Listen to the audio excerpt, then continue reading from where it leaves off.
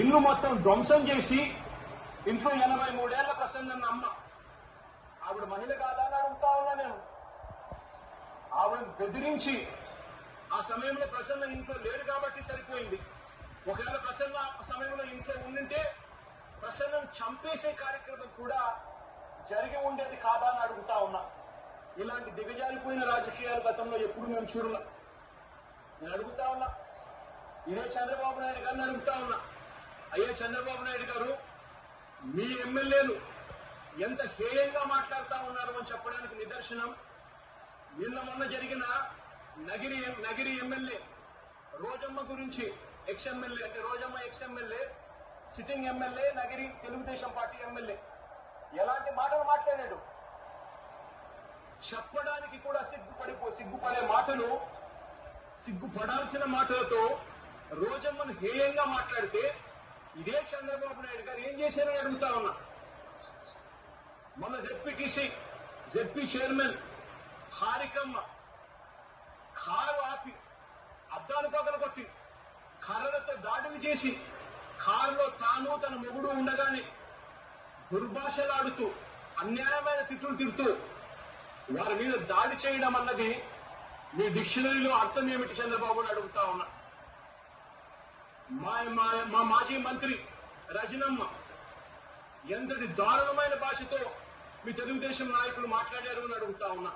నేను అడుగుతా ఉన్నా, ఇవన్నీ జరుగుతా ఉన్నప్పుడు మీ మంత్రుల ఇళ్లకు, మీ ఎమ్మెల్యేల ఇళ్లకు ఇదే మాదిరిగానే మా వాళ్ళను కూడా పంపించి హత్య చేయించే కార్యక్రమం మొదలెడితే రేపు పొద్దున రాజ్యాంగం అనేది బతుకుతుందా అని అడుగుతా ఉన్నా.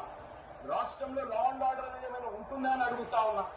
ఎలాంటి బీజం వేస్తా ఉన్నారు చంద్రబాబు, సిగ్గుతో తలంచుకోవాలా నువ్వు చేస్తా ఉన్న పనులకు అని చెప్పి చంద్రబాబు నాయుడు గట్టిగా మందలిస్తా ఉన్నా. ఏదైనా రాజ్యాంగంలో ఉన్నప్పుడు, కాన్స్టిట్యూషన్ లో ఉన్నప్పుడు డెమోక్రసీకి వాల్యూ ఇవ్వాలి.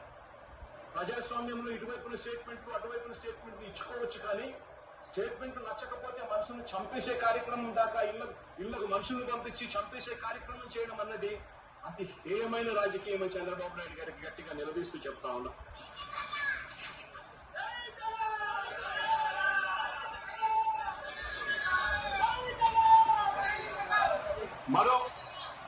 మరో ఉదాహరణ, నా పక్కనే ఉన్న గోవర్ధన్ అన్న కూతురు.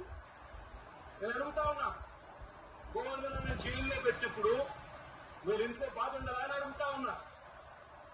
వీళ్ళందరూ పిల్లలు కాదా అని అడుగుతా ఉన్నా. వీళ్ళందరికీ బాధ కలగదా అని అడుగుతా ఉన్నా. ఏం తప్పు చేశాడని చెప్పి గోవర్ధన్ అన్న జైల్లో పెట్టారని అడుగుతా ఉన్నా. ఏకంగా 14 కేసులు, గోవర్ధన్ అన్న మీద పెట్టిన కేసులు ఏకంగా 14 కేసులు. ఒక కేసు అయిపోతూనే ఆ కేసు అయిపోయిన వెంటనే మరో కేసు పెడతా ఉన్నారు.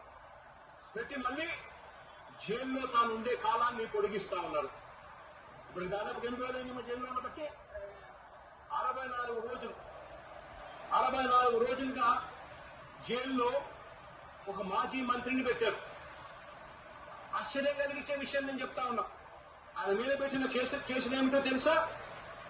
ఆయన మీద పెట్టిన అన్యాయమైన కేసులు ఏమిటో తెలుసా? గోవర్ధన్ అన్న పార్టీ సెంట్రల్ ఆఫీస్ లో ప్రెస్ మీట్ పెట్టి సాక్షిలో పబ్లిష్ అయిన తన ప్రెస్ మీట్ క్లిప్పింగ్ ను వాట్సాప్ గ్రూపుల్లో ఫార్వర్డ్ చేశారట. అదొక కేసు అయ్యా, అదొక కేసు, మనిషిని అరెస్టు. ఒక రాజకీయ నాయకుడు ఒక ప్రెస్ మీట్ పెడితే ఆ ప్రెస్ మీట్ లో వచ్చిన దాన్ని మీడియా పబ్లిష్ చేస్తే ఆ పబ్లిష్ చేసిన ఐటమ్ ను వాట్సాప్ గ్రూపుల్లో ఫార్వర్డ్ చేస్తే ఆయనకు సంబంధించిన మనుషులకు అది కేసు.